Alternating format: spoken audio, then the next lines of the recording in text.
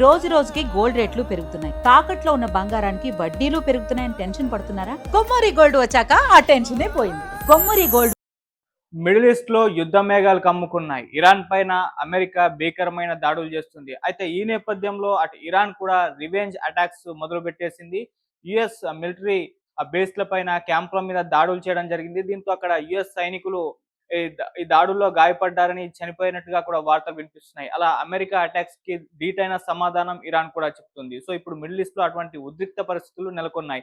అసలు యుద్ధం ఇప్పుడు ఎలా జరుగుతుంది? ఇప్పటి వరకు అమెరికాకు సంబంధించిన ఎంతమంది సైనికులు గాయపడ్డారు? అసలు ఎక్కడ ఇరాన్ అటాక్స్ చేస్తుంది? మరి ఇరాన్ ప్రెసిడెంట్ ఏం చెప్తున్నారు ఈ దాడుల మీద అనేది ఒకసారి మనం వివరంగా చూద్దాం. సో ఫిబ్రవరిలో అటు ఇరాన్‌కి, అమెరికా, ఇజ్రాయెల్‌కి మధ్య యుద్ధం మొదలైంది. యుద్ధం మొదలైన కొన్ని గంటల్లోనే Iran supreme leader Ali Khamenei చనిపోవడం అయితే జరిగింది. సో అతను చనిపోయిన తర్వాత ఇంకా యుద్ధం ఇప్పటి వరకు కూడా కంటిన్యూ అవుతూనే ఉంది.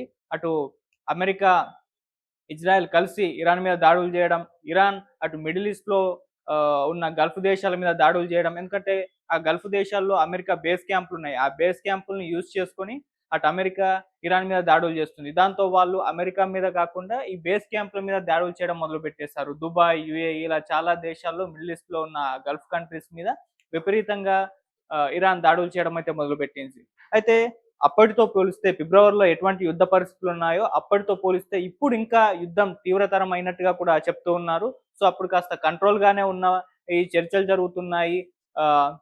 ఎంఓయూ చేసుకున్నారు.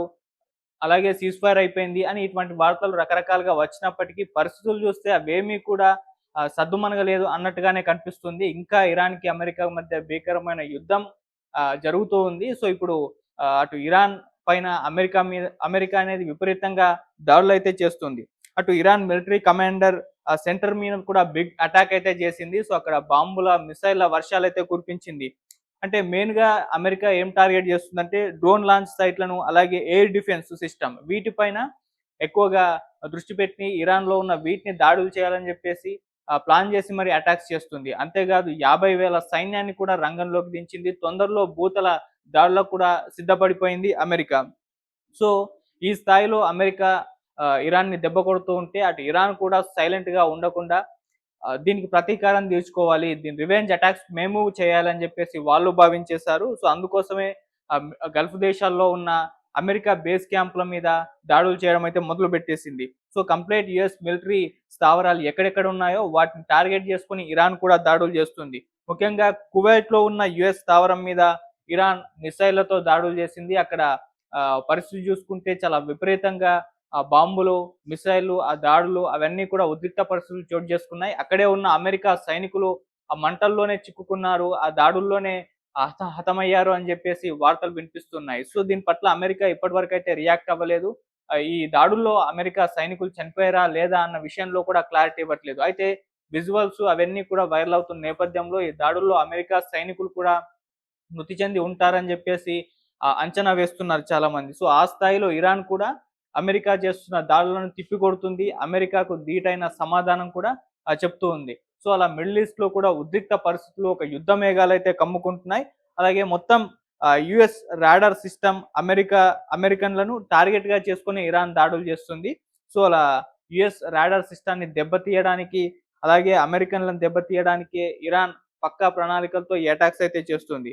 అయితే ఈ ఈ ఈ తరుణంలో అటు అమెరికా భూతల దాడులకు దిగబోతుందని, 50,000 సైన్యాన్ని అక్కడ మిడిల్ ఈస్ట్‌లో వాళ్ళు ఉంచారని, తొందరలో ఈ యుద్ధం అనేది భూతల యుద్ధంగా మారే అవకాశం ఉందని గతంలో ఎప్పటినుంచో కూడా వార్తలు వినిపిస్తున్న నేపథ్యంలో ఇరాన్ అధ్యక్షుడు మసూద్ పెజెష్కియాన్ ఒక వార్నింగ్ జారీ చేశాడు అమెరికాకు.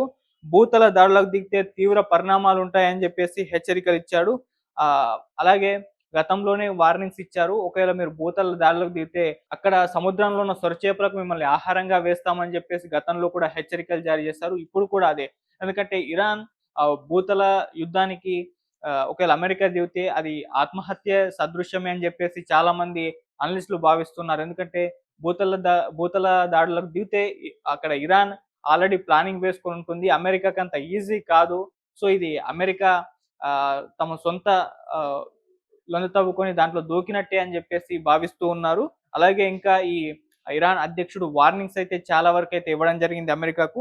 అమెరికాతో ఇరాన్ పూర్తి స్థాయి ఇప్పుడు యుద్ధం చేస్తుంది. అంటే ఈ యుద్ధం అనేది ఇన్నాళ్ళు ఆహ్, అంటే కొన్నిసార్లు రాగడం, కొన్నిసార్లు జరగడం అటువంటి దాడులైతే చూసాం. ఇప్పుడు తీవ్ర స్థాయిలో ఈ యుద్ధం చేరిపోయిందని చెప్పేసి ఇరాన్ అధ్యక్షుడు ప్రకటిస్తున్నాడు.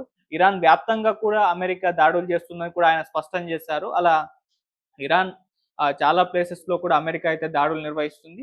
సో, దానికి బదులుగా ఇప్పుడు ఇరాన్ కూడా సమాధానం చెప్తుందని ఈ రకంగా దాడులు మేము కూడా చేస్తామని యూఎస్ బేస్ క్యాంపుల మీద, యూఎస్ మిలిటరీ స్థావరాల మీద మొత్తంగా కూడా అటాక్స్ చేసి అక్కడ అమెరికా సైన్యాలను కూడా చెదరగొడుతున్నాయి. మరి యుద్ధం ఎప్పుడు ఆగుతుంది?